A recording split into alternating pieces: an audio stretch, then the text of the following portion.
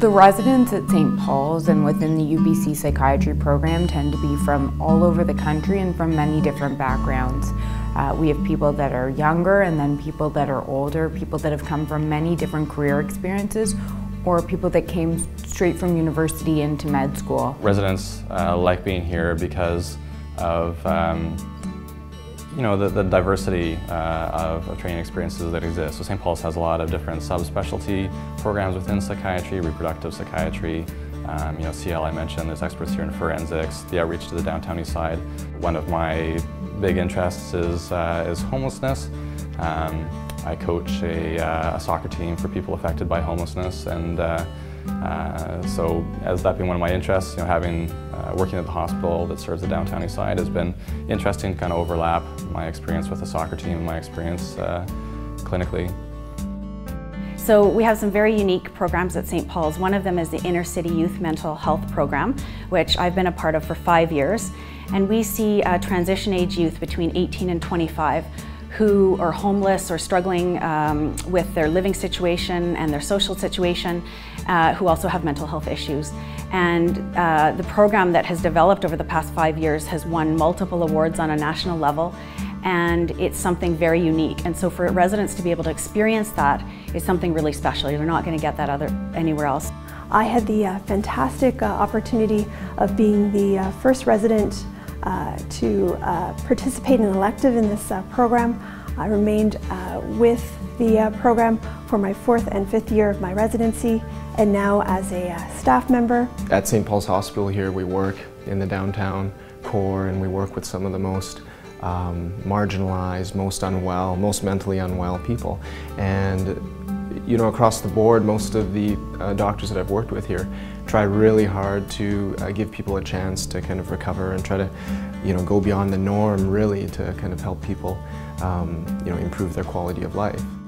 So of course you get the complex street entrenched population, but you also get the other side of the coin, which is very high functioning people in the financial district or in law and sometimes in medicine who also need care and are struggling with psychiatric issues. So you get the whole spectrum. We also have people working here who are experts in the field through pharmacotherapy, through their work on the downtown east side, through consultation liaison, inpatient units, so that as a resident you can not only hone in on the skills that you think you're interested in, but you can also gain expertise in areas which you may not have considered before.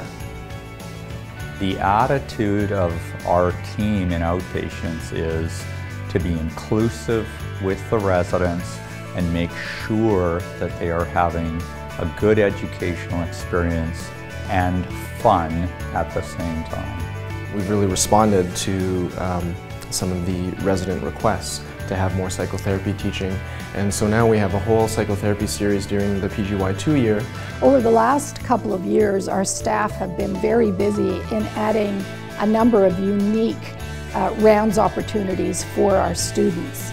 We're just in the midst of actually shaping an elective that's going to be here for residents in the future, for senior residents, and that would be an opportunity to work on quality improvement initiatives.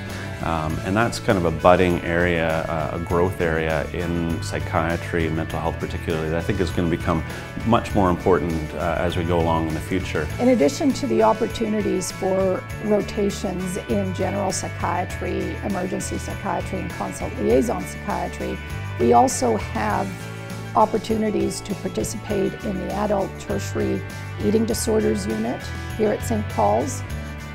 Also, there's the complex pain center, which serves not only British Columbia, but also the Yukon, and students have an opportunity to work with multiple interdisciplinary team members to enrich their education. When I was a resident at St. Paul's, I really felt that I had strong mentors, and in my role as a site director, that's what I'm trying to do, is to provide some mentorship for the residents.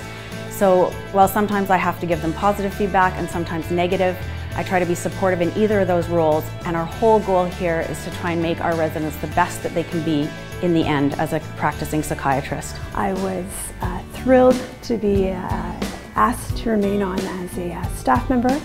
I've now been working at St. Paul's for just over a year, and I continue to enjoy and appreciate my time that I've spent at St. Paul's.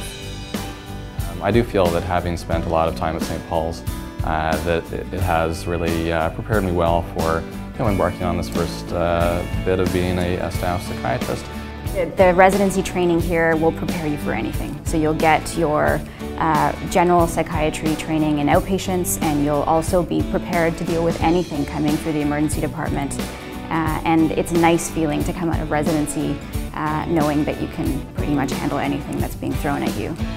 I mean, when I finished residency, by that time, St. Paul's had become a really good fit for my interests, for my clinical interests. And again, just that general sense that we're really working with a really unwell population, and we're really trying to give them a chance.